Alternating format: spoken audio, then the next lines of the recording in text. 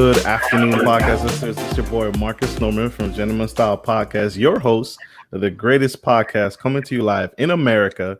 And today we have the amazing, the incredible, the stupendous Liora Israel coming Liora. to you. Liora, oh my God, Liora coming all the way to give back and to educate us and to help us in business. All these different things, all the things happening in this economic climate, all these things happening in the world right now, it's huge. Because with everything that's happening, we put our business on the back burner and we forget that we need to also prepare for next year. You know, we still need to move forward in business, and we still need to grow, and we still need to keep an eye on our business and mind our business, because without that, as we all see right now, the economy doesn't survive without business. And she is here to help us. Some background about my special guest. She has a bachelor's of science in biology, and after serving in the healthcare industry for over 15 years, caring for others and sharing with others and helping others, she has always been her greatest and reward and a mission that she holds near and dear to her heart. That same compassion and desire crosses over to the financial industry. And so she has also been able to impact and help and share and help the lives of so many other families with tax preparation. She's also a licensed realtor for you looking for a home and looking to grow your real estate portfolio if you're on the investment side of things, but also just shopping around for your first home. And so she is a plethora of knowledge, and we are going to deep dive today with her and ask her some questions so she can help us survive during these pandemic times. So I give you Miss Israel, and in all her glory. Wow. All praises goes to the Father first and foremost. He's the one that opens up the avenues for me. He's the one that, helps me retain the knowledge and give me the will and the desire to give back to my own people when there's so many of us that don't. So all glory goes to the Father. True. Amen.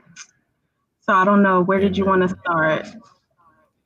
I want to dive right in. And Okay. I did a pool of questions that I reached out to my audience beforehand.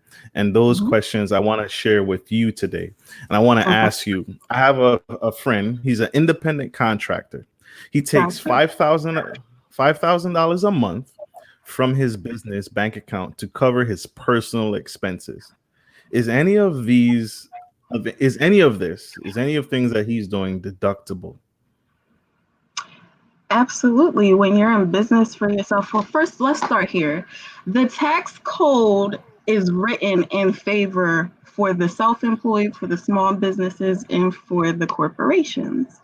Now, I know that sounds absolutely terrible, that, there will be certain people that our taxes are in favor towards, but think of America in itself. America is a business. Like, we're more than just a nation. We're a business. You know what I mean? So, of course, they do a lot of different things around how this country was built. You know what I mean? So, yes, a lot of things that you do with your income are tax deductible. One of the biggest things that I really try to reiterate to people and try to get people to understand is, even if you are a working wage earner, meaning you get a W-2 from your employer at the end of the year, you should have some kind of side hustle if you're looking to earn the taxes that you pay out back. Okay, so that's important. But to answer your friend's question directly, yes, he can deduct his expenses from on his taxes. So when you're an independent contractor, the money that you make, you want to always set aside a percentage of that for taxes. Okay, So the taxes that you're going to pay as an individual, independent contractor, as a sole proprietor, as an individual, because those are different tax entities in itself, people that are self-employed, you're going to have to pay your self-employment taxes, which are your FICA taxes that goes towards Social Security and Medicare. Those are required, okay? And you're going to also have to pay income taxes. Yes. So, yup. So when you're working at a job, your employer takes those taxes out for you. The total amount is like 15 point something percent, and you're responsible of paying like 7.3%, 35% of that. Or well, no, it's 7.65% of that comes out of your working wages, and then your employer pays the rest of it, right? When you're Right. self-employed, there's no employer paying that other percentage for you, so it all falls on you. Mm. Um, so one of the ways that you can kind of work around that is, number one, if you're going to pay the tax, make sure you put the money up, because let me tell you, you don't want any problems with the IRS, okay? You don't want with Uncle Sam. I'm trying to tell you. So listen to me and avoid those issues, because the worst thing that you can do is to get yourself caught up with them when they are so easy to work with. All you have to do is follow the rules. You know what I mean? True. Kind of like, us with our kids. We let them know all you got to do is follow the rules and you'll be okay. But so my independent contractors, here's what you want to do. 40% of what you make needs to be put into a separate account for your taxes. I don't care. 40%. 40%. 40% of everything you make needs to be put into a separate account for your taxes. This is to cover your behind, okay? That's not saying that you're going to use all of that for taxes, but to be on the safe Okay. side, that like the max tax you're going to have is, you know, if you are at an income of up to like 100,000, yes, it's going to be about 40% tax taxes that you're going to have to pay on that money. That doesn't include like expenses and things like that. So when you add in expenses, that number drops down because you're only taxed on what you profit. Does that make sense? It does. It Okay. does. Um, so another thing is, a lot of people like to just write everything off. Yes, 40%. A lot of people just like to write everything off. That's I not can't. always I to do. Yeah, you can. You can write everything off and potentially pay $0 in taxes. Amazon does it. They pay nothing in taxes pretty much. our president does it. Yeah, absolutely. So um you, as like starting off as a small business, you want to consider your future plans before you decide to do that, because your taxes affect that. For instance, if you're self-employed, you make $250,000 a year, or let's just do something simple. You make $100,000 a year as your income and your profit, but you write everything off so that it looks like you make negative, and you have a $0, tax balance that you have to pay. When you go apply for that mortgage, they're gonna look at you like you're crazy. They're gonna say, "Sir, your income is negative 41, whatever, whatever, whatever." Because you get approved based on the amount that you actually pay taxes on. Um, and so you want to consider what your future plans are, like personally, on a personal level, because my independent contractors and my sole proprietors and individuals, those are people that don't necessarily have the LLC set up. So it's not business. So this is like your business income is your personal income. Whereas when you have an LLC or any other kind of entity set up, you have business income and then you also have personal income. So you have the both of them. So you want to separate the two. You want to keep the separate and so that you can maximize the most write-offs. Exactly. So how can I explain this? I'm trying to make everything as simple to understand as I can because I don't want to confuse anybody because I can just go off the rail. I Um, appreciate that. No, I so appreciate that. you have different entities, like when you're doing some kind of work, self-employment. We've all heard the term LLC before. That's you setting up a business, so forth and so on. We heard of S corp, we heard of corporations, we heard of limited partnerships, so forth and so on. So then you have the True. minor of those few that are just individuals. Like, let's say I work for you. I'm not an employee because I bring my own skills and my own services to the table. So you would pay me a 1099 as an individual contractor, or I'm saying it wrong, independent contractor. Right. Um, We with you. so We with you. I would, instead of giving you some kind of EIN number, what is like an employer identification number that's given to you from the IRS in the state, I would be giving you my social security number for your own tax records. So that makes me an individual or a sole proprietor. You're not necessarily you're not employed for anyone and you're not necessarily an LLC because nothing is getting paid in the LLC's name. It's getting paid directly to me. Okay. So I hope you guys Yes, all ma'am. understand that. When you have the LLC set up, everything gets paid to the LLC, but the same rules apply because on the LLC, you have to pay those self-employment taxes too, because you get taxed on the LLC's profit, and then you get taxed on the income that comes to you as the owner as the self-employment income. So a double hit. Yeah, it's a double hit, period. They get you. But Ouch. as an LLC, you can be taxed as an S corporation, which is a little different. You're not set up as an S corp, but you can be taxed as one, which means you have to pay yourself a salary. And that pretty much helps alleviate the self-employment taxes. So you're only paying taxes on the income that you make as the owner of the company, and then you pay regular employment taxes like you would pay an employee.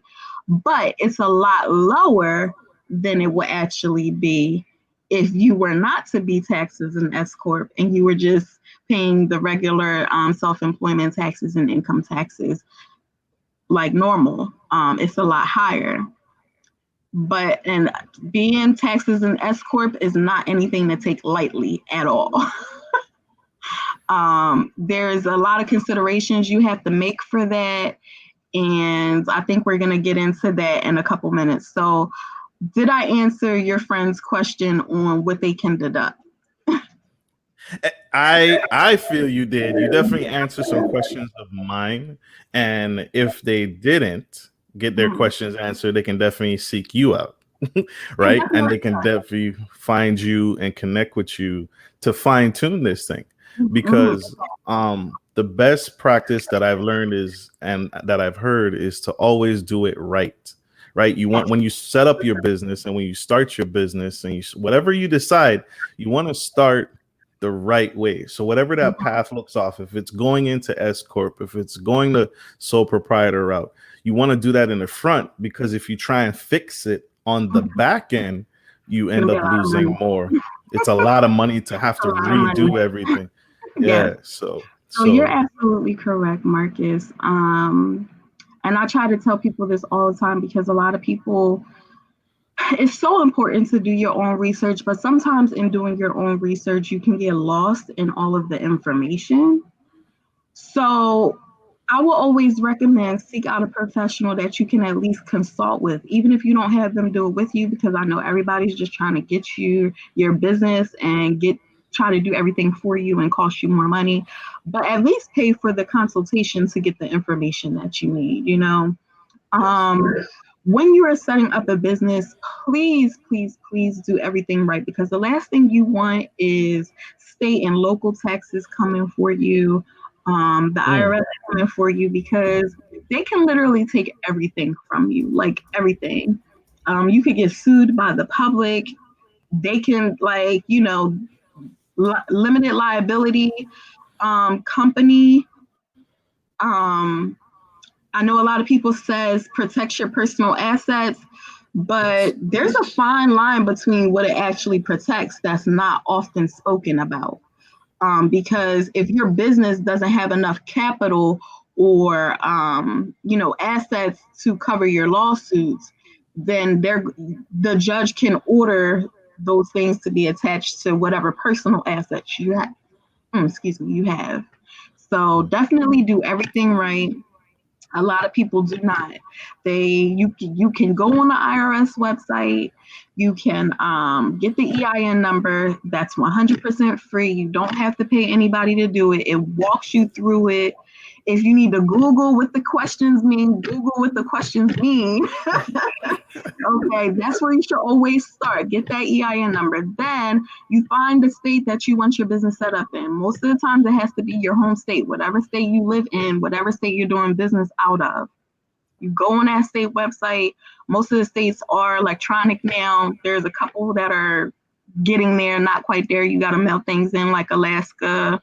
Um, where else? No, Colorado's. Okay, I don't know them all off the top of my head. I have the That's whole fine. list. I have every state's rules, regulations, everything. But you want to make sure you do things properly because, like I said, it can come back and bite you in the behind later. Yeah. So you're going to set up your LLC with the state.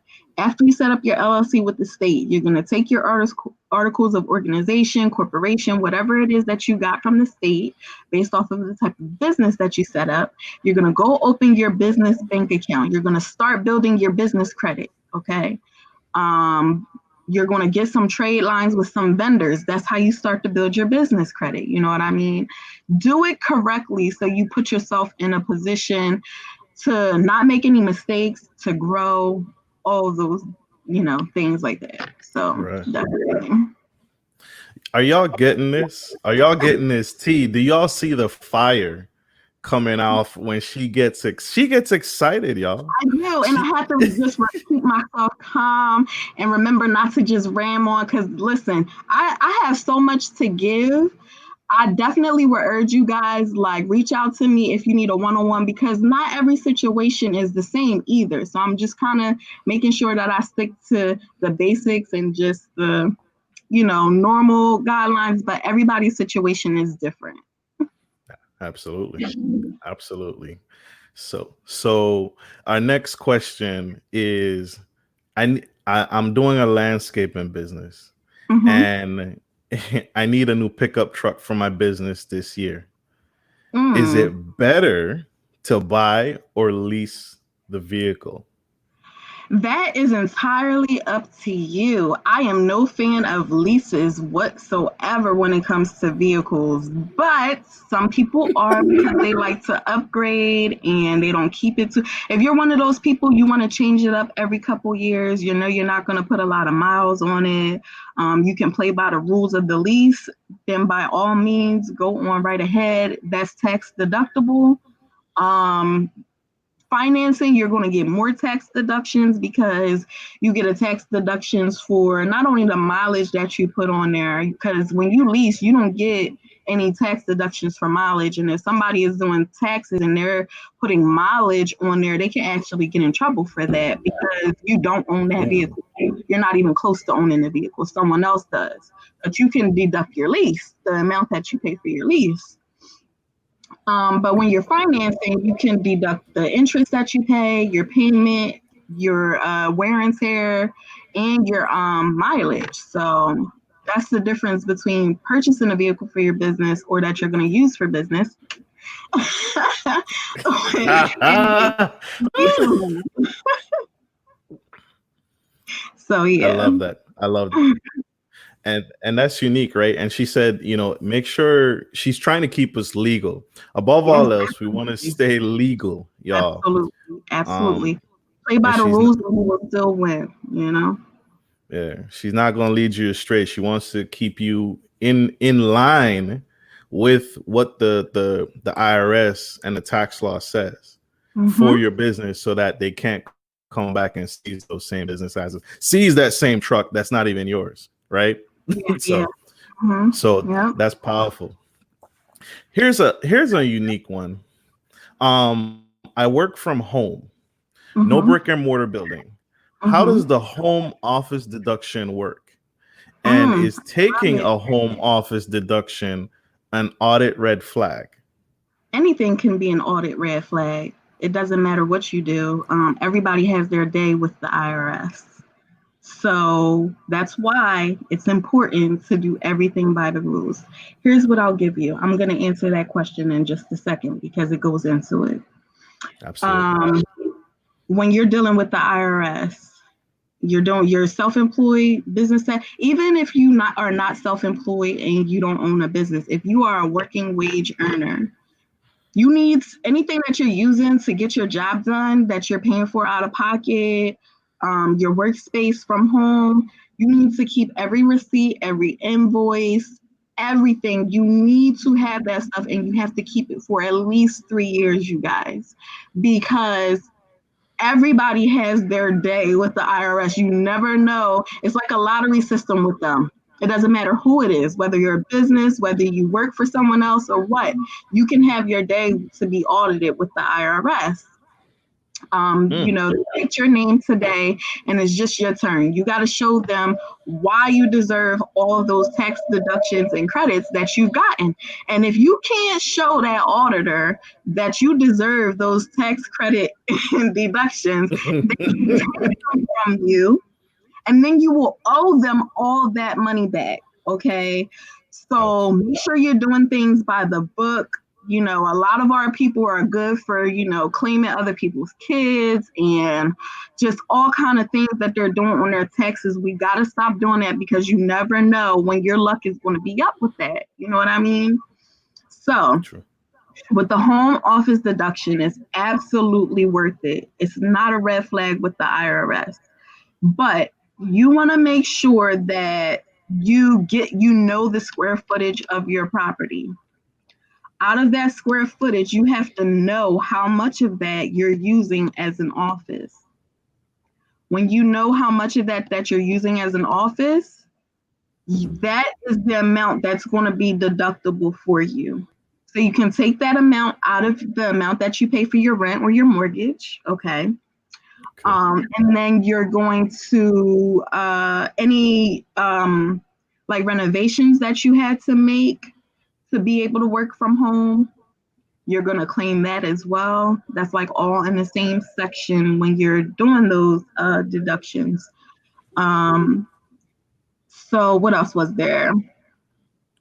So the renovations and then that home office deduction, and knowing the square footage in the home that I actually use for personal, Exactly, and then what I use for work related exactly. business. But And here's the thing: so, when you at work, you go to the break room. You go to the break room, right? true, Every job true. almost every employer has a break room that you can go to and just relax and take your break. You can deduct that. Where's your break room at? The kitchen, the The refrigerator. bathroom. Where's your bathroom at? You know what I mean? Exactly. It's So true. all of those things can go into working from home as well. Not just your little corner that you have set up at the house. So they're a little more lenient with that, especially now with the pandemic and almost everyone was forced to work from home. Listen, everybody, tell everybody that they better be claiming that on their taxes this year. Get them little couple extra dollars back, okay? It's true. It's So true. yes, you can deduct that every year. There's no as long as you're working from home and you can prove that you were working from home, you're keeping records. When you're working from home, you want to keep a record of your hours too, because that's something that they ask for sometimes if you come up in audit. And like I said, these are the type of things that you're going to keep on records, keep somewhere very safe for 3 years. I always recommend when it comes to anything business, go out to Walmart or one of them stores like that and get you a fireproof safe and keep your documents in there that you want to write out on paper, unless you have some kind of cloud system or something like that to store everything. You want to snap a picture of every receipt, because we know receipts, you put them in your pocket, they fade, you don't know what's on them, you'll get in trouble for that. You know what I mean? It's So true. you want to make sure that you have them, that you can show them that they have all the information on there that is needed. That's true. It's so incredible and it's so impactful because you touched on something that even the big time business owners mess up, and that's keeping Mhm. proper documentation, keeping those receipts. And it sounds like I even need to invest in a punch clock, right? I need to clock in and clock out. You don't. Um, You can do like a timesheet for yourself. You know what I okay, mean? Or you can just, if you have a calendar that you use on your phone, you can just put the hours in there that you worked that day. That's something that's very easy. Like if you have an Android, it goes over. Like no matter what new phone you get, as long as you log into your Gmail, the record will always be there. So you can do that. But I'm more of the type of person where, I gotta write it down and put it somewhere, and or put it in the cloud system where I know it's gonna be at for sure. You know what I mean? So true. yeah, you don't need a punch clock, but definitely take some kind of method of recording. Absolutely. I like those. I like those. So y'all, she is spilling all the tea right now. So you cannot get this anywhere else unless you book a consultation with her. Um Absolutely. and, and she's helping us, right? She's preparing us and saving us for next year and Mm-hmm. keeping some of that money back in our pocket. COVID-19 was unexpected. It was Yes. unplanned. And now we have an opportunity, a unique opportunity to put these funds back in our pocket by default, right? Yes. So, it wasn't something we planned for, but now we might as well take advantage of that home office that we Mm-hmm. undoubtedly probably created without even realizing it. Yeah. So that home Oh, office don't forget deduction is your lunches powerful. too, especially if you worked for an employer that, would normally provide lunch to you or buy lunch for you or something like that.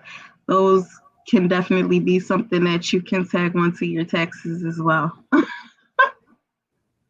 Any traveling that listen, there's so much because the tax code is like 20 something thousand or more pages. I haven't even gotten through the whole thing yet. Like, you can be the Wow. best of the best. It's just, and it's always changing. There's always temporary things. Some stuff go away. Like there's so much to it, and it's really interesting actually to like, when you start reading through it and everything. It's available to the public. You can look up the rules. You can search certain things by keyword terms, all of that. So I definitely encourage everybody to do that too, because sometimes, so let's say you do get audited by the IRS. You can represent yourself. You can hire an attorney to represent you, or you can hire an enrolled agent to represent you. I'm actually working on becoming an enrolled agent right now, which means I can represent people before the IRS just as an attorney would. So um, I'm not currently an enrolled agent yet, but I do have a client that was audited for 2018 tax return, and I was able to walk her all the way through the process of defending her credits and her deductions. And she had already been through like three people, which they were accountants, that weren't able to do it for her. And the IRS just kept on telling her no. So when she came back, they said, okay, now you're representing yourself. Like that's going to really do you a lot more good. But she came armed this time because with them, you have to prove like, why did you have to buy a new car for your business? Your old car was just fine. Mm. Well, she has to appeal to a certain type of clientele for her business. Oh, why did you have to buy mannequins?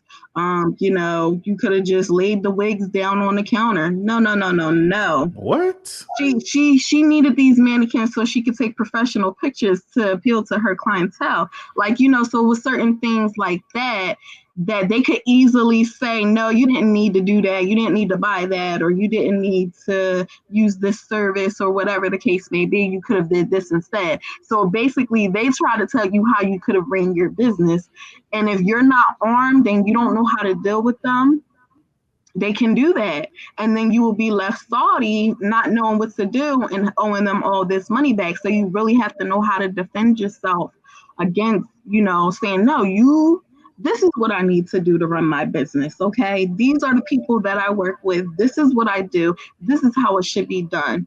So it's like a head, going head to head type of thing. And that's not easy for a lot of people to stand up and be able to do that for themselves. But even though I'm not an enrolled agent, I couldn't do it for her. I was able to still support her, like I was in her ear type of thing. And Yeah. she got to keep all her deductions and credits. So yeah, I'm happy about Amen. that because we just got the final decision like 2 months ago. So, and that was my first time actually doing that with the client. I never had a client get audited before, but she came to me. I'm like, this is everything. I made sure she had records of everything. We did everything right to the T. Okay, but it was her day. It was just her turn. That lottery, that Wow. Powerball just got picked. And it fell on her. It fell on her. Wow. I did see someone ask Wow. a question about business and taxes that I think I missed. Yes, it looks like I am trying to get it for you.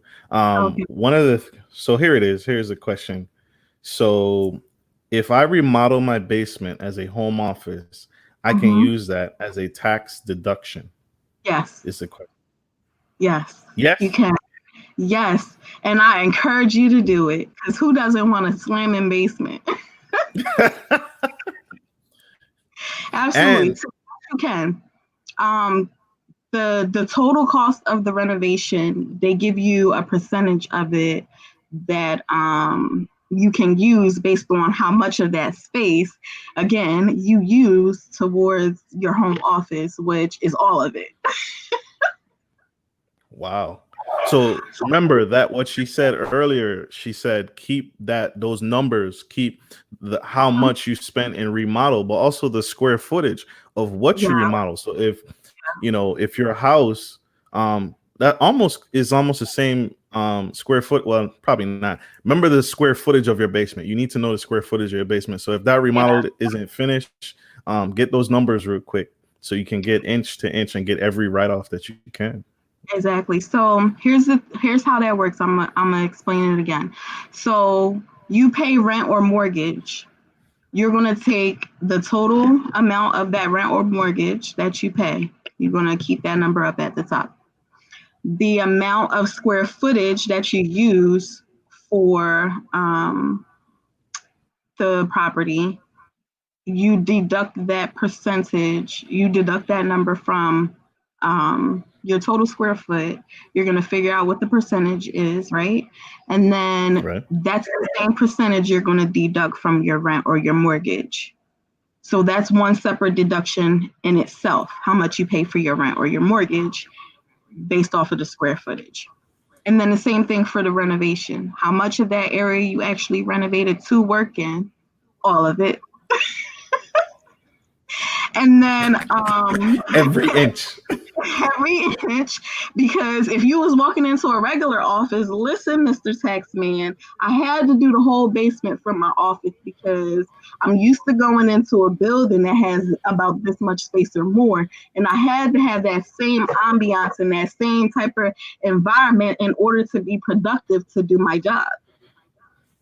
See, Mm, I just did something there. Did you catch it? that's a nugget. That's a golden nugget. So here's her follow-up. Here's her follow-up question. Will it have to be approved by township or anything for running a business in a home? Depends on what township you're in. It depends on what kind of business you're doing as well. Any kind of business that you would have outside the home that would normally cause you to have some kind of commercial activity license, or if you have to get something like, let's say you do food, you cook platters or whatever. Yeah, and you're doing it from your home. Yes, you have to be certified by the health departments with that. That's how people are able to call on you and report that you're selling food out of your house and you get fined and all of that good stuff because you don't have a food certification from the health department. So it just depends on what kind of business you have and what township you're in. If you would like, you could definitely reach out to me. I can help you figure that out. No cost at all. I charge for consultations, but simple information I don't charge for. My business and my tax consultations I do charge for, but because I'm consulting you on what exactly to do for your business. But for simple information, no, I don't charge for that. And then pretty much all townships and cities require you to have some kind of like commercial license if you have a business. So keep that in mind as well. Not all of them do, but a majority of them do. Like if you're in the city of Philadelphia, you've got to have something with the IRS, the state, and the city. If you're outside of Philadelphia in one of the counties, some of the townships require that you have a business license with them. Some of them don't. So it just depends where you are. Ooh. Preparing your business for the upcoming tax season. Everything that I just said, you want to have a record of all your expenses that you paid for your business for the whole year. That's going to be the biggest key right there, is knowing what you put out there and having proof of it. Okay, you can't just say, oh, I brought this and I paid that, let me just put that on there. No, if you don't have a record of it, you can't put it on there. Like some things you can get away with doing and others you cannot. Like if you brought like electronics and stuff like that, and you don't have the receipt anymore, sometimes they'll let you get away with that. But for the most part, you want to make sure you have a record of everything. So get all your receipts together, get all your financial records together, get your bank account records together, everything that you've done with your bank account for the year. You want to staple all that together or upload all of that together and keep it in a little file marked 2020 taxes. And when you go to do your taxes or your tax professional does your taxes, you're going to make sure you have that. Because a lot of times if your records ain't right and you're telling us you did this and you did that, we're going to charge you more because we got to figure some things out. So, and then you want to make sure that you have everything organized too.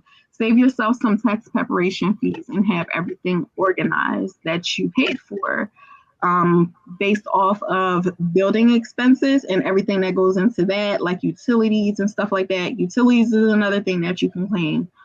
And then things for inventory, things for subscriptions and stuff like that that you have all of those things in order so that it makes it easy for your tax professional. They don't have to keep going searching through things. They can just go from page to page and just insert it. That'll save you a lot of money. Absolutely. Yeah. Absolutely. So for all of you tuning in and subscribing to the show, please like, share, and subscribe and share this, because this information, again, you can't get this anywhere else. My goal is to bring you impactful people in the community like Miss Israel to the community to serve and to help us get to a better state of mind and to get to a better place business-wise for our companies and personally. Right? These are personal things. A house. She mentioned real estate. She mentioned taxes. She mentioned cars. She mentioned family, and all these things are personal as well as business related. And so, please share this out. Please. Daycare clothes, all of that. Yes, I had to buy them new clothes so they could go to daycare, so I could go to work. I just did something there. Uniform, right? That's considered a uniform, right? Yeah. The clothes that I wear to work. Whatever you got it. Yes. Yep. The clothes that you wear to work, if you have to wear a uniform, absolutely. Yep. Any kind of tools that you have to buy to do your job. Yeah. So when you're a wage owner, though, they changed this. Trump changed this with the tax laws. When you're a wage owner, you no longer get to write off expenses for work. Like if you're a nurse and you have to buy a stethoscope, you can't write that off anymore. Only military professionals get to write those kinds of things off. But when you're self-employed or independent contractor or any of those things, you can write that stuff off. So my wage owners, that's why earners, sorry guys, tongue tying. My wage earners, that's why you need to have a side hustle, okay? Having a side hustle, especially if you're single, you don't normally get a lot back when you file your taxes or you owe.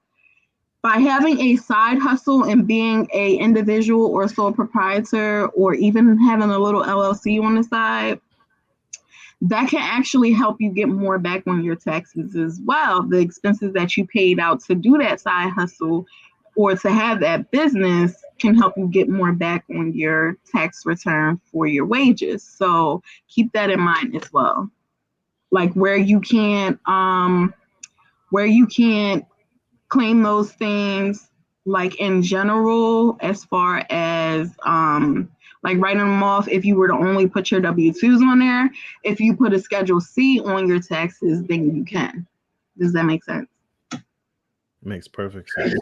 Like, let's say Makes you're a perfect sense. CNA and you work in a nursing home or hospital, but you take care of somebody else on the side that may be like considered under the table or whatever, then that's your little side hustle.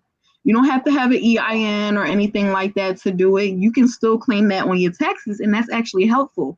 See, our people have it messed up thinking that when you paid under the table, it doesn't benefit you. No, no, no, it does if you do it correctly. It does if you are earning wages somewhere else. So share, share, share.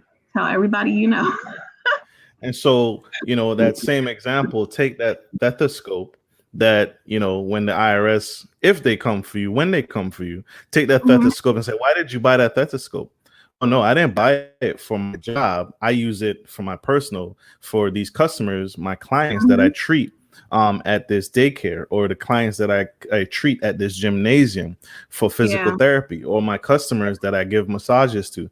I use that stethoscope more than just the 5, and I bought it not just for my job. I bought it for my business. And There so you go. that's what she's saying. That's what she's saying. Get what you have on a personal side and get it on the business side, because that's the best side. That's where it needs to be. The other people been doing it forever. Woo! Beginning of time, okay. They wrote the rules, and as a good I would like to think that I was good, tax professional. You gotta chew in the chicken and spit out the bones with like everything that they teach you. Like, who better to teach you how to operate and navigate through the system than the ones that created it, right?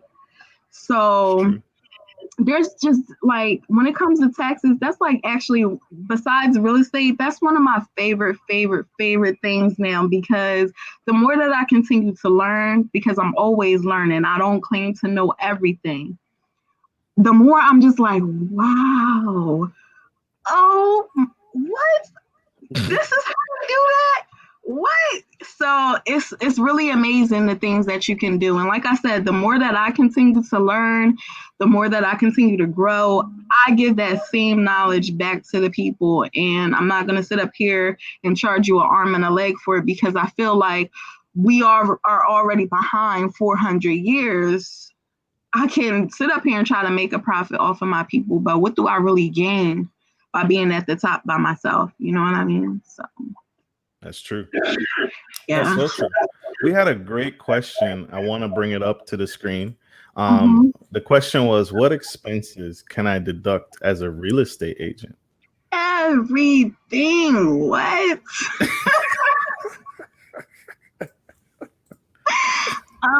Everything. I think that was one of my sisters. Shalom, sis. Everything. But again, when you're deducting things, you want to ask yourself, what are your future plans on a personal side?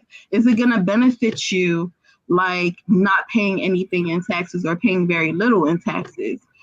How is it going to hinder you? Because it can.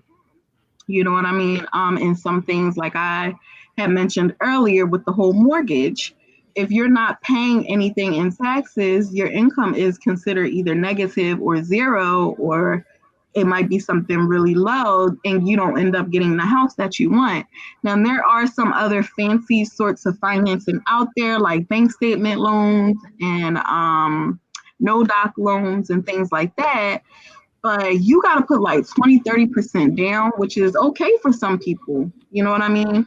You gotta have excellent credit. You gotta show like 12 months of bank statements that money is coming in your account. You have to show reserves that you have money saved aside from what you spend and all of those things like that. So I'm not saying that you can't do it. I'm just saying you ask yourself those questions on, is it worth it to you in your situation?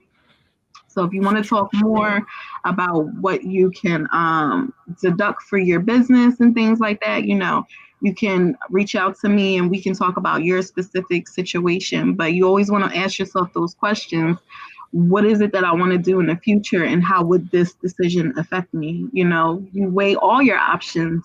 Like, you don't start to build and not count the cost. That's in the book of Luke. So just keep that in mind. Preach. So I hope that serves you. I hope that answers your question. If not, please connect with me and I'll connect you to her, or connect with her directly, because she's gonna share the best ways to contact her through her business so she can write it off. So the next question we have is, what's the best number of claims? I think we're talking about tax exemptions. Okay. To have on my W-2 for both federal and state. I live and work in Brooklyn, New York. Ooh. No dependents. No dependents. You definitely need a side hustle, baby. No dependents. Your business got to be your baby, okay?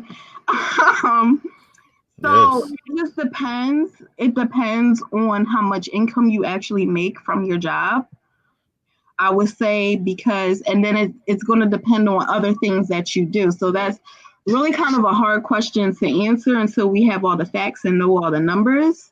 But so when you fill out your W-4, there's a certain amount of exemptions that you can claim off of the questions right off of that. Like if you have 2 or more jobs, if your spouse has a job, you put the different numbers in. If you have children, you pay childcare, all of those different type of things. So my kids is in here begging. I'm so sorry. We're good. No, we talk. This is right in line. This is in line. We're talking about dependents and claiming them. So this works. Your kids are on cue. That is on cue. And so I hope I don't mispronounce Miss Sanaya. I hope that answers your question, and I hope that helps.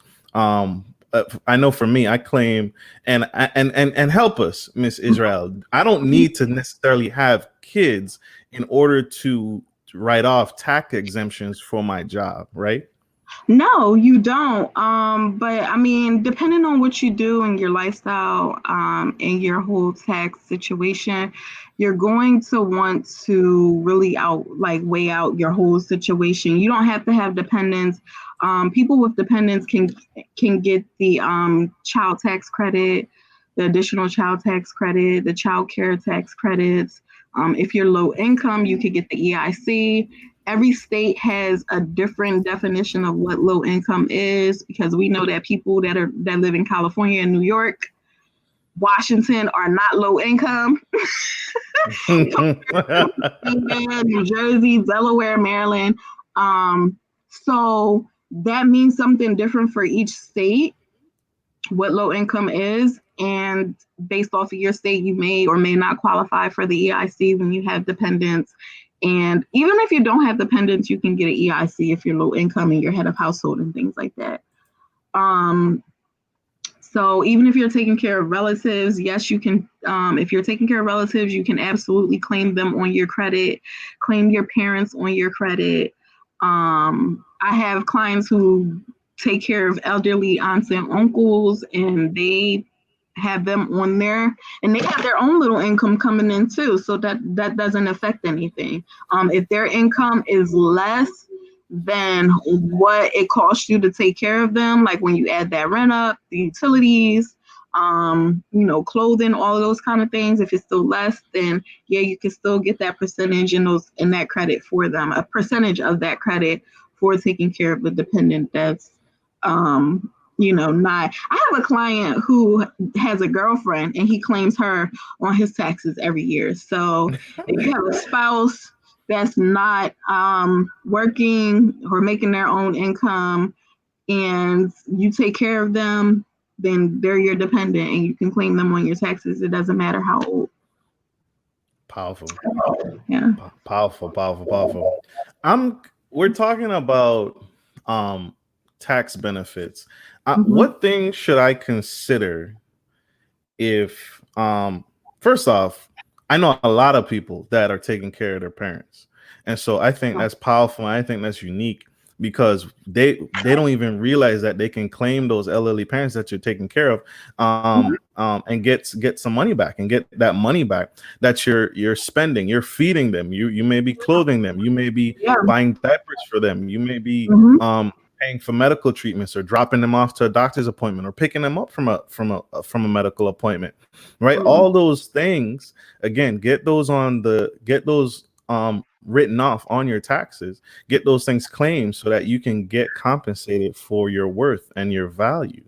Mm-hmm. You get, So yeah. So you're definitely getting your money back that you're putting out. Like some people are incentivized by getting back the total amount that they loan the government, and others don't. They owe those taxes, and that's that. But definitely, like if you're taking care of anyone else besides yourself, I do have like some clients that file a separate tax return from their parents. But you don't have to do that. Like it depends on their financial situation as well. So yeah. And if they're making a lot of money, like if they have a pension coming in and it's more than enough to take care of themselves, they may be like, all right, you don't really qualify for that credit because you do have to put in how much money they get from Social Security or from their pension and things like that as well. So yeah. I'm sorry, y'all. When I'm looking down, I'm taking notes. So if y'all see me And look down, I'm actually writing. I am taking a whole bunch of notes. One of the last questions I want to ask, I want to touch on this. I'm considering hiring mm-hmm. my first employee, but I'm Okay. scared. I'm terrified. Oh, What are I just things to Ooh, see? sympathize with you because I just did it and I'm still scared. that does not go, that fear does not go away because it's just like now you're responsible for a whole nother person and their family, and you want to do right by them. So I sympathize with that fear 100%. I just hired two people, and it's one of the scariest things I have ever did in my life because I'm normally the one that's wearing many hats. I do a lot of things. I have like 4 different aspects of my business, with the real estate, credit, taxes, business solutions. I do a lot of things and I work a lot. um, so I would say to prepare for something like this because we all know if we're doing everything, we can't really grow, right? Um, How do if I we're, prepare for hiring someone? How do I I'm, prepare for that? I'm about to give you the scoop. Oh, okay. So one of the things that you can do is get your business loan, save a portion of your profits, um, get some business lines of credit going to build up your capital for payroll. Okay.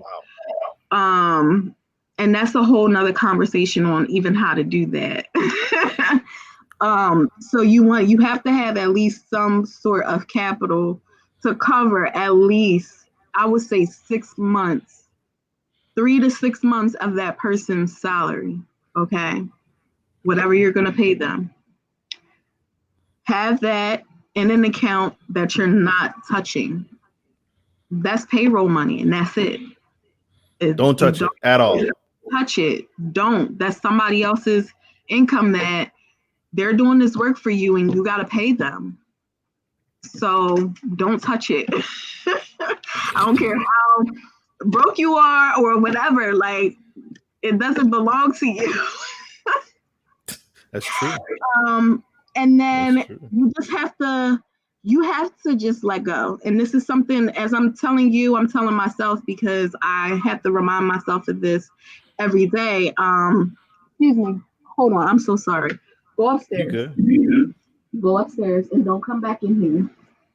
Go upstairs and don't come back in here. Go. Your dad is upstairs. Your dad is upstairs. This is a family show, y'all. This is I'm still a so family sorry, show. guys. You're I got good. You're kids, good.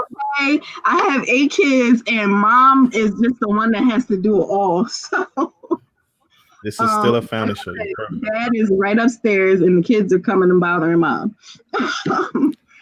So, what was I saying? I'm so sorry. You were Yes. So, saying, make sure that you have your payroll capital. Okay. Whatever it is, 3 to 6 months of that person's salary stays into a payroll account, and that's it. Like, don't touch it, whatever. You have to just allow yourself to let go. You know what I mean? You have to allow yourself to let go because we're used to being in control. And it's like, if you don't do it, it's not going to be done right. No, that's not true. That's why you hired someone, right? And you hired that particular person because there was something about them that you trusted. There was something about it's them that true. was particular and it made you feel like, okay, they would be a good fit for this job. So It's you true. have to let go of that control. You have to make sure that the person that you hire is well trained. You have to make sure that they can take over for themselves. Like, no one likes to be micromanaged, and controlling people like myself, we might like to micromanage, but you have to trust that that person is going to do what they said they're going to do. And if they don't, you keep a record of that and you have a conversation with them. You know what I mean?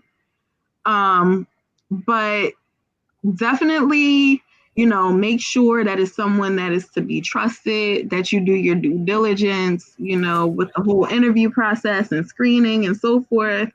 Um, That's big. and make sure that they're really a good fit for the job.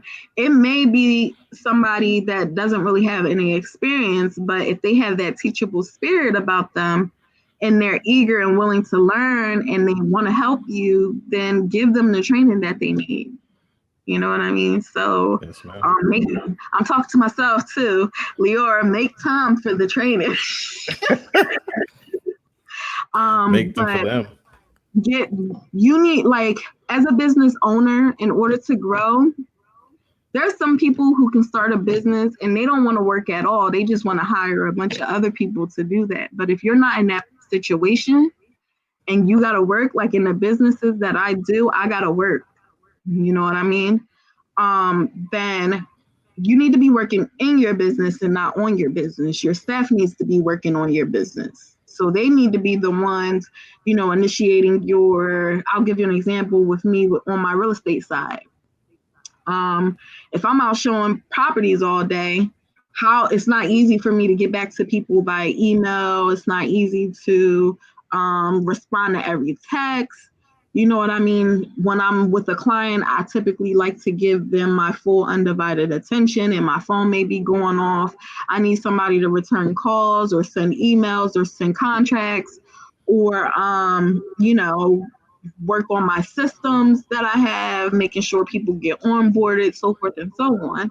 So if I'm doing all that and this, you're going to be burnt out. You know what I mean? You're going to be burnt out. Initially, you have to do everything. But when you get to a certain point, you're making a pretty okay amount of money. You need to go ahead and let somebody do all the administrative or technical things while you work more so in your business. You know what I mean? So, if Absolutely. that makes sense. Absolutely. And that's powerful because I've seen people I know business owners know business owners. So I know business owners who have actually staggered their business growth because they refuse to hire. That They was me. refused they refuse to bring people on board. They don't want to Mhm. hire. They just want to do it all themselves. And they think the only way that it's going to get done is if they Mhm. do it themselves. And so I've met numerous people who have stunted the business development because they don't want to let go. So what Yeah. you said is so powerful. And guess So what? That money that you pay out for that staff member, tax deductible. Ding, ding, ding. Absolutely. It's more tax deductible when you're giving them a wage, meaning a W-2 at the end of the year. So you're taking their taxes out of their check, making sure it gets paid to the government and so forth. You get more deductions for doing that, but you can hire people to come onto your team as a 1099 as well, and you can still get a tax deduction for that. It's not as big as the W-2 one, but it still helps you. You know what I mean? So That's true. don't forget that. That's true. Here's a unique one, and I've never experienced this.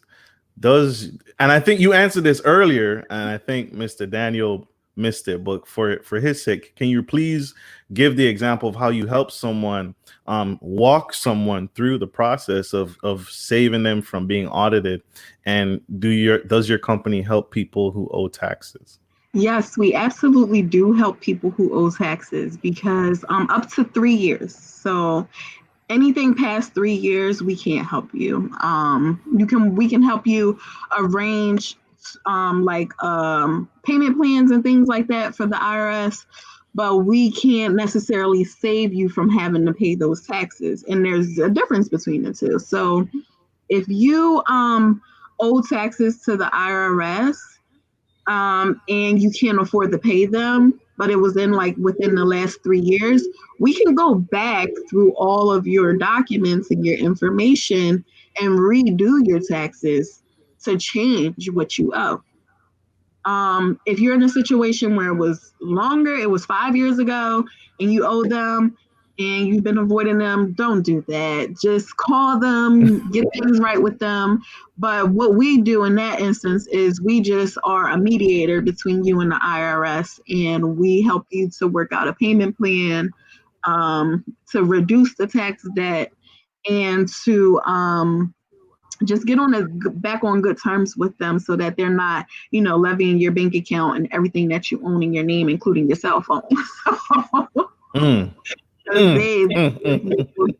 Okay, they're coming for everything. Your great grandma passed the ring down to you. Oh, it's ours now. I have seen it. So it's nothing to play with. We've seen people in the media like that, So yeah, we do help people who owe taxes, but it just depends on your situation. If it's within 3 years, we may be able to get you out of it, because I'm not going to say we definitely can, because each situation is different. But if it was beyond 3 years, there's no way to amend your taxes at that point, at least that I know of or that I was ever taught. So powerful. As we wrap things up, what books would you recommend that every man or woman should read? The Bible. Yes, the ultimate book. Listen, the Holy Bible is the reason that I'm in business, because I had a great opportunity that was handed to me to be in business for myself, doing real estate, 8 years ago. And I messed it up because I was too scared. I'm like, I don't like sales and this, that, and the third. And I already had another business, which was the taxes and the credit repair. So I was like, I'll just stick with that while I'm trying to go through medical school. But I wish I had done it sooner. Okay. Yes, but the Bible gives you all the keys to operating in business. Being an honest person with integrity, making sure you treat everyone with respect and, love, be at peace with everybody, help your own people. It's a plethora of information just in the scriptures alone. I do also realize that everyone is not religious or doesn't believe in the Bible, and that's fine. I just feel like just still operate in some kind of restraining moral, have some kind of moral restraint when it comes to business. Don't be slimy, don't do bad business, apologize when you need to, do what you say you're going to do, admit when you're just a little overwhelmed, and things like that, and just do things right and try to get information to make sure that you're operating the best that you can within your business. But as far as books, Definitely the Bible is my number one. Amen. My number two is going to be Rich Dad Poor Dad. And I know a lot of people say this, but that book, I have heard so many people say, read Rich Dad Poor Dad, read Rich Dad Poor Dad, read. And I'm like, what the hell? I don't want to read that book. But let me tell you, when I did, I was amazed. I'm just sitting here like, and it's already things that we know, you know what I mean? It's already things that we know, like, yeah, other people have a leg up. And the reason why other people have a leg up is because of ignorance. And nowadays, ignorance is blatant because information is at your fingertips now. Like, God gave it all to us so easy, but we don't really look into it. You know what I mean? A couple other books that I'm reading are the Tax and Legal Playbook. I think everybody should get that. It's by Mark Kohler. It was recommended to me from someone else. And that has changed my tax business for the better, in addition to, training and things like that as well. I typically tend to read books that are mostly in my industry. So like things like The One Thing and The Millionaire Real Estate Agent and Investor by Gary Keller and different things like that. I try to read things that are more so pertaining to me. And then I go back to the Bible for everything else on a more personal level. Does that make sense? Makes perfect sense. Makes perfect sense to solidify what you just read, to make sure that you come back to scripture, to make sure it's in alignment. Every time. Yep. Absolutely. Absolutely. Who are your heroes and why? Oh my gosh. This is a question that I had to think long and hard about. So I'm bringing it back to the scriptures again. They are my heroes. All of my forefathers and foremothers, they are my heroes. Just the way that they conducted themselves, the way that they took care of their own people, that they, helped each other, they educated each other, they fought for each other, so forth and so more, so forth and so on.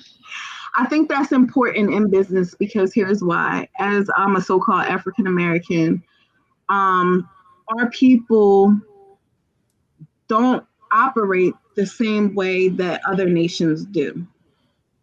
Like other nations, they could, be in 30,000 different businesses or things or whatever, but they all help each other get there. You know what I mean? Absolutely. And the people who you read about in the Bible, they're real people. They are my foreparents.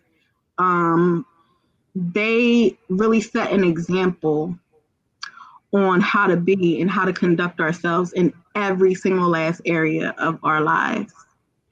And for that, I'm thankful and I'm grateful, and I can't give God enough praises for that because that really helps to shape the person that I am today. So I'm going to say that the people of the book that are in the book are my heroes. Amen. Amen. Love that. How do you give back to the community? By doing things like this, by keeping my fees low cost and affordable, you know what I mean? By coming on different platforms and just teaching and educating people, giving as much knowledge as I can. Physically, I work with my organization that I'm a part of, and we clean up the streets, we do fundraisers, all kind of different things to really help our people and teach our people and give them tools for life and pretty much like everything that they need to survive and get out of their circumstances. Absolutely. Absolutely. I love that. I love that. So you see, she's truly a well-rounded servant, y'all. And those are the people we need. We need more leaders like her in our communities, making an impact and making a difference, and literally saving the world. Because without them, we won't make it. Right? We won't get through this pandemic. We won't make it to 2021. We won't make it for the next foreseeable future in a system, in a community of systematic racism and violence, and the destruction of our race. We have to stick together and come together. How can my listening audience reach you? What is the best way that they can connect with you and learn from you and work towards that business consultation? Gotcha. So, my business website, which is benjaminwolfgroup.com, is actually under construction, unfortunately. That's under construction, but we've added more services and things like that are coming really soon. I'm really excited to be able to help even more people. So that's why that's under construction. But for now, you can reach us on Instagram. My personal Instagram is Liora Israel CEO. My business Instagram is the Benjamin Wolf Group. You can find us on Facebook at the Benjamin Wolf Group, and Liora Israel Realtor on Facebook as well. And I'm trying to get into like the other social medias like Twitter and stuff like that. I know I'm so late, but I'm working on it. You can reach me by email at business@benjaminwolfgroup.com. You can reach me by phone at 717-546-7216. That's my telephone number. One more time with the phone number. 717-546-7216. Perfect. Thank you. And you can also find me on LioraIsrael.com.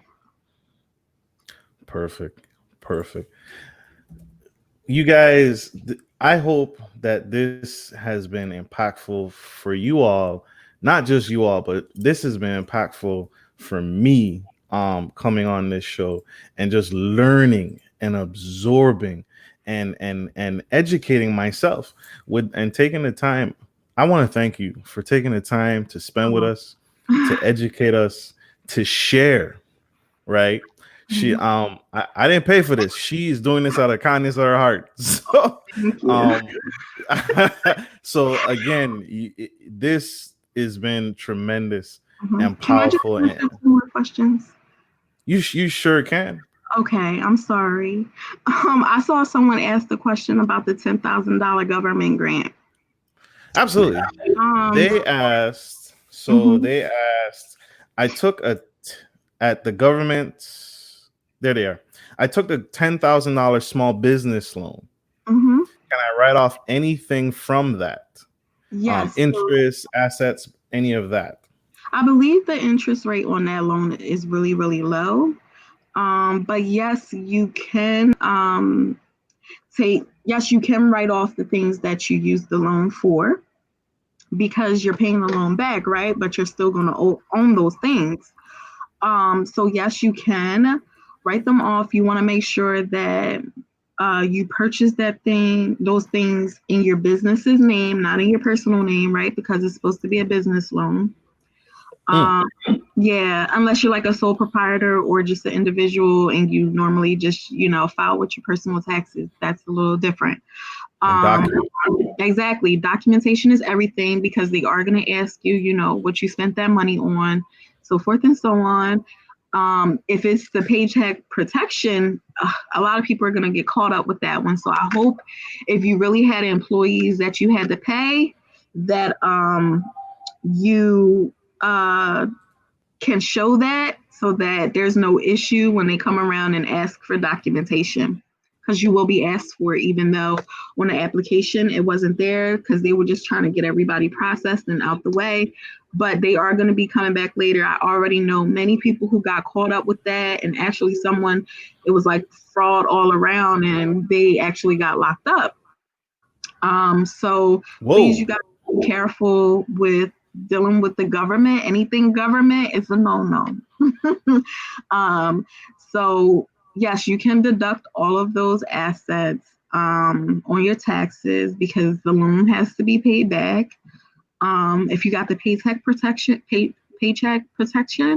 a portion of that may or may not have to be paid back. It just all depends on, how many employees you actually have, and you can show that you spend it on payroll. The other one was depreciation for a real estate investor. Absolutely. So, yeah, your assets depreciate. So you can definitely write off depreciation on your tax returns. Now, real estate is an asset that normally appreciates, but for tax purposes, you can write off depreciations. So that's the nice thing about real estate, and that's why it's one of the most favorited wealth gaining tools in America today. So, yeah. So what things specifically can I write off in my house? Can I write off or depreciate the washer and dryer, the stove, the thing that I bought for my food, my refrigerator. I was drawing a blank. I couldn't remember my refrigerator's name. Do you own your house? If you own your house and you brought energy efficient appliances, yes, you can. But if you didn't buy energy efficient appliances, and you'll know if they are by the Energy Star that's on them. If you didn't, then no. You can write off like any kind of heating systems that you install, HVAC systems, of course, your mortgage payment, your mortgage interest, your real estate taxes, you even get a credit for that. So yeah, there are several things within a household of while you're owning the house that you can write off as well. That's powerful. Yeah. That's powerful. And so that's the new thing on the block. Now, just like you said, people think, well, my house is appreciating in value, so it's going up in value and I'm making money on that end. And yes, you are, right? Mm-hmm. Your house is going up in value. So if you bought your house for $150,000 and your house is worth $200,000, there's value there. But there are things in your home, including your home, that's going down that you can also reap the benefit. Yep. Yeah, so that's what the depreciation is with the taxes. I love it. I'm gonna throw this in there because it just came in. I earn money in the United States and overseas because my business is virtual. I'm online. I'm a virtual business. How does the foreign earned income exclusion work? That is so complicated in itself. There's so many moving parts to it. So say that again. You live outside the United States, but you sell. So I live in the United States. This person lives in the United States, but so they're here with you and I, and their business is virtual. So they have customers that pay them in US currency and foreign currency. And so they earn money technically overseas money. And so how does that work? I guess for the foreign earned income exclusion, you have to live overseas, right? So yes, you do live overseas, but you can also, if you make they're going to still tax you on it because it's converted to US currency once it actually hits your bank account, right? You're going to get taxed on it. You do have to report any income. Well, depending on what kind of system you use, like if it's PayPal or Square or something like that, they're going to report it anyway to the US, to the government, but you still have to report it on your taxes as well. And that should be like in your statements, like where it came from, what the currency was, and so forth and so on. But yes, that is a tax credit that you can use if you live outside of the United States, but you have to file taxes on the business that you have in the United States, if that makes sense. Yeah, so I don't want to confuse anybody because it's a lot with that one too. That's like one of those things we have to evaluate your whole situation as well.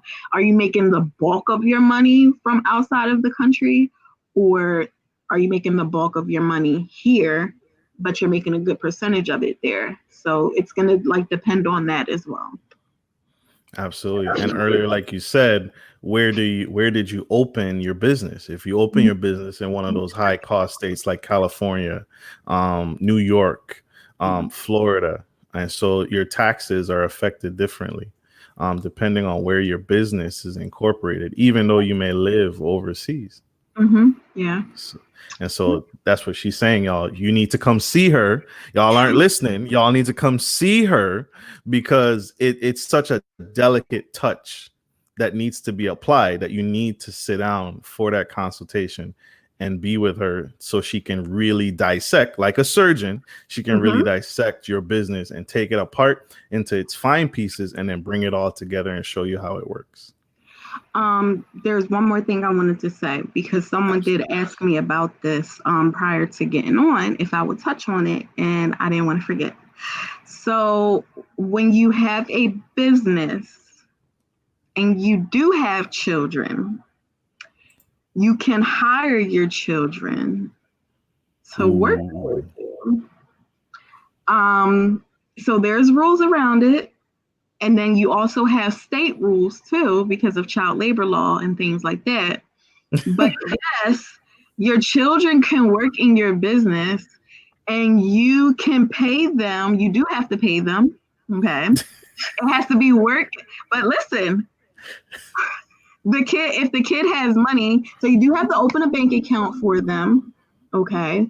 You have to do everything the same way as if you were. And this is another way to save on your taxes, right? Yeah. So this is if you're getting that W-2, you're getting the employee tax deduction on your business taxes, right? So you're going to have them fill out paperwork that they're being hired by your business. You know, a W-4 has to be filled out, the I-9, so forth and so on.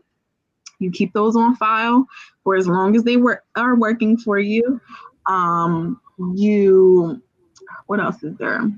Oh, so you have to open them up their own bank accounts at a bank or some kind of prepaid card or something like that method of paying them because it has to be like electronically with the IRS. And then from there, whatever you need to use to take care of your kid, you're gonna use their bank account to pay for it, right? You can pay them up to $12,000 before they have to pay any kind of tax on it. So you may have to pay those employee taxes back, but then they pretty much can get them back when they file their taxes at the end of the year, and it's nothing. You know, it ends up being nothing that they actually have to owe the IRS or pay the IRS. But then that's a tons of tax savings for you. So I think in most states, the child has to at least be like 5 years old. Some states allow like up to 3, from 3 on up. If your child can pick up trash, they can be a janitor within your business. Like, in that office, that home office. No, for real. Exactly, you need somebody to clean the home office, right? So if they can, fix your desk for you, if they can write note cards for you, like it has to be some kind of job that they can actually do that you're giving them and you're paying them for, and it's helping you by giving you extra tax deductions. And you heard me say I got 8 kids, right? So I know. But yeah, that is definitely something that you can do as well to help your tax situation, to get you more deductions, to lower your tax bill that you have to pay out to the IRS. So I hope that was helpful. If you need more information, definitely reach out to me. That's incredible. So you actually have 10 employees because you just hired 2 and you have 8. So you actually have 10 employees. That's right. Yep. But I hired my 2 main employees for like all my administrative stuff, really running the business stuff. Those are like the housekeepers and the janitors, and yeah. Powerful. Is there anything else, Miss Israel, that you want to share with our audience? The business account allocations. So when you earn your fee or your money that you get from your clients, everything goes into the bank account. Everything goes into the bank account. And then from there, you need to have multiple bank accounts set up as a business owner. You're going to have your business accounts. You're going to have your expense account, right? You put 15% goes into your expense account. You have the 40% that goes into your tax account. You have your payroll account, and then you have your personal account that you send money to. So you're going to have that main business account that everything's going to come into, and then you funnel it out into the other accounts. So that's how that works. Absolutely. Mm-hmm. The main business funds everything else, and you're paying yourself as an employee of the business, not working in your business, but not working in your business, you're working on your business. So exactly. So if you're paying yourself, like I said, that goes more into like the S corp or whatever. If you're just taking money from your business for your personal, if you're an LLC, you can do that. That's absolutely fine. But like if you're any kind of corporation or being taxed as a corporation, you need to do it according to the rules, which is take a salary that's reasonable. Don't get caught up with that reasonable either. And then also should be taking dividends and I'm sorry, I'm having brain freeze. you're fine.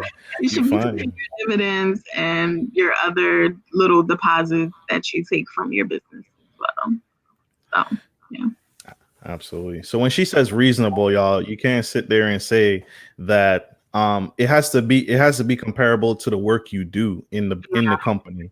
Absolutely. So that's what she means by reasonable. You can't sit there and say if you're doing executive level work, you have to pay yourself according to the executive level work that you do for your business. Exactly. That's what she's talking about. Exactly. So, and it's going to work the same. I know it seems kind of confusing how you have to do that, but I'm going to try to just make it a little simple. So when you are paying yourself a salary, you're going to issue yourself a W-2 at the end of the year. You know, you can choose how to pay yourself a salary, whether it's weekly, bi-weekly, monthly, bi-monthly, whatever. That choice is totally up to yours, but it does have to be, I think, within 2 months or at least every quarter. So you're going to take that salary, you're going to pay taxes out of that salary like you would for any other business, right? Any other employer. You can still claim your dependents. You can still claim, everything that you would normally claim, right? And then you're only going to have to pay self-employment taxes on whatever dividends that you take from the business, because everything else is going towards the salary and is being taken out of there. But it still ends up being less than what you would pay as if you were just a LLC. So it still ends up being less. You definitely save money, but you just have to ask yourself, is that the right decision for you? Because if you elect to be an S corp and you don't make a lot, you don't earn a lot, it can end up being a problem. If you're an S corp or a corporation and you change your mind that you don't want to do it anymore, then you're not going to be allowed to you can go back, but you won't be allowed to be an S corp again for years. So it's not anything to take lightly on whether you should do that. You should really evaluate your financial situation, evaluate your growth rate. Everybody should be doing this when they sit down and do their meetings and things like that on a monthly or weekly basis anyway. So you just evaluate your situation and see if that's something that could work with you. I definitely do recommend that you do your research. And I know even with doing your research, it's a lot of confusing and conflicting information out there about it. So the most simplest way to understand it is to actually go to the IRS's website, and they have a publication on it. Read that publication. Like, everyone says something different, because I had other tax professionals that told me I was wrong when I know that I'm not, because I'm very cautious. But it's not for everybody. It's not. If you're making $100,000, or if you're making less than $100,000 a year, don't take a salary for, like, it may not be worth it taking a salary for yourself and being an S corp. You know what I mean? If you're making more than that, then yeah, I would say if you're making 80,000 or more, it will be worth it. That's my opinion. We still have to look at your total situation, because some people can be making that, but they still their expenses are way more than what they're actually getting to keep. So Yeah. that's why I said like every situation is different. It just really depends, you know. Taxes are also favorable to people that are stock investors. But yes, the same rules apply as if you were a business when you're a stock investor. You got to pay on those dividends, on those profits. You know, you get the credit for your losses, so forth and so on. Absolutely. Absolutely. Miss Israel, I want to thank you again so much. You're So welcome. thank you so much for taking the time to be with us and spend with us and share and give back. We could not do this without you. And so everyone, thank you for tuning in.